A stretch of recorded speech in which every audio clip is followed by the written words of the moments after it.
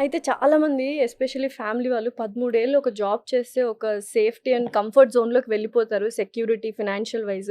13 ఏళ్ల తర్వాత ఒక మళ్ళీ ఫ్రెష్ స్టార్ట్ చేయాలి అంటే పేరెంట్స్ తరపు నుంచి కానీ, భార్య తరపు నుంచి కానీ చాలా ప్రెషర్ ఉంటది. డిస్కరేజ్ చేస్తుంటారు. వీటన్నిటిని ఎలా బ్యాలెన్స్ చేశారు? అంటే నేను కూడా ఉద్యోగం మానేసి బిజినెస్‌కొస్తాను అనుకున్నప్పుడు హ్మ్. మా పేరెంట్స్ చాలా బతిమాలారండి. వద్దనా? వద్దన్నారు. హ్మ్. ఎట్టి పరిస్థితుల్లో నువ్వు మానకు. అప్పట్లో నా ఉద్యోగం చాలా కంఫర్టబుల్. ఆ! ఎవరికైనా ఆ! లైక్ జాబ్ అంటే అసిస్టెంట్ జనరల్ కంఫర్టబుల్. మేనేజర్‌గా పనిచేసేవాడిని. హ్మ్. ఎక్కడికెళ్ళినా ఫ్లైట్ టికెట్ ఇచ్చేవాళ్ళు. హ్మ్. ఎక్కడికెళ్ళినా ఒక 5 స్టార్ అకామిడేషన్ ఉండేది. హ్మ్. కంపెనీలో కూడా భగవంతుడి దయ వల్ల నాకు పెద్దగా ప్రెషర్ పెట్టేవాళ్ళు ఎవరు లేరు. హ్మ్. చూసుకునేవాళ్ళు. హ్మ్. ఆ ప్లెజర్ ఫీలింగ్ ఉండేది. హ్మ్. బట్ ఒక్కసారి బిజినెస్‌లోకి రావటం అనేది 200% నేను రిస్క్ తీసుకున్నట్టే. హ్మ్. నా ఫ్రెండ్స్ గాని, నా కొలీగులు గాని, నా బాస్‌లు గాని అందరూ భయపడిపోయారు. హ్మ్.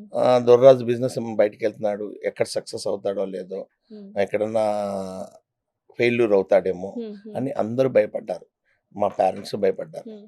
కానీ ఇంత భయంలోనూ నాకు ధైర్యం ఇచ్చి నిలబెట్టింది మా వైఫ్ అండి. అంతే. సో, ఆవిడిచ్చిన ధైర్యంతోనే బిజినెస్‌లోకొచ్చాను. First half. ఆ! ఆవిడ గనక ఆ రోజున లేదు హ్మ్. జాబ్‌లో ఉందాం అని ఉంటే నేను ఉండిపోయేవాడినేమో. హ్మ్. కానీ షీ సపోర్టెడ్ మీ. సో, ఈ సక్సెస్ అన్నిటికి కారణం క్రెడిట్ మీ వైఫ్‌కే ఇస్తారా? 100% సో, మేడం గారి పేరేంటి? అనితాదేవి అండి. అనితాదేవి ఆ! గారు. తను హౌస్ వైఫ్ చక్కగా హౌస్ వైఫ్. ఇంటిని అంతా చూసుకుంటారనమాట. ఇంటిని చూసుకుంటారు. అండ్ నా బిజినెస్‌లో కూడా హ్మ్. ఒక 10 ఏళ్ల పాటు హ్మ్. పొద్దున్న 9 గంటల నుంచి రాత్రి 10 గంటల దాకా ఆవిడ క్యాష్ కౌంటర్‌లో కూర్చుంది. హ్మ్. సో, అట్లా కూర్చొని బాగా సపోర్ట్ చేసింది. అలాగే ఈ రోజుకి కిచెన్ మొత్తం ఆవిడే చూసుకుంటారు. డెఫినైట్‌లీ.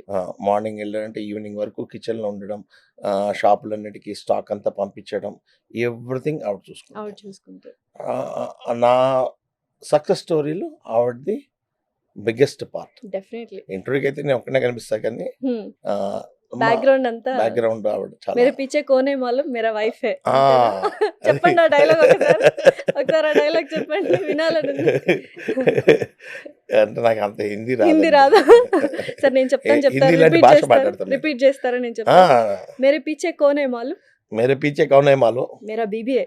మేరా బీబీ హై. మేరా బీబీ హై. ఆ! ఇది సూపర్. బావుందండి. యెస్. నైస్. ఓకే.